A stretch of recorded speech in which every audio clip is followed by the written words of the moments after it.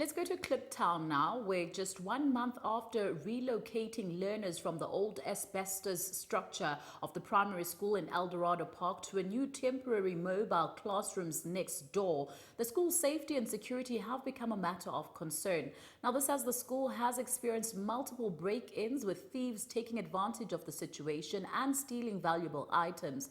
Now, the school governing body has expressed dissatisfaction with the matter and is now calling on the government, or rather the Gauteng Department of Education, to provide security at night as the security officers are only present during the day. Buyaqhubeka nokuphilisa libhojozo umphakathi wase-Eldorado Park ubugebengu obudlalubi kule ndawo.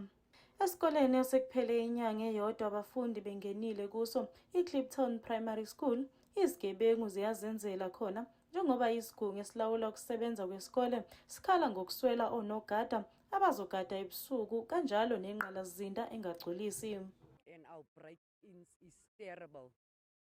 At the moment, yesterday I was at the school on a holiday.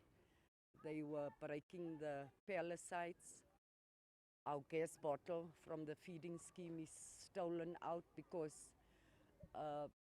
there's very easy access into this building. There's no lights, as I said, no security. This is a no-fee school. We're trying our best, and if you can go around this area here, then you can see what the community look like on the other side of the school, and I think that is our problem. Kuzokhumbuleka ukuthi lesi sikole sike sabika ngaso ngonyaka owedlule nokuyilapho labafundi bebefundela amagumbini e-asbestos abeletha izinkinga zezempilo.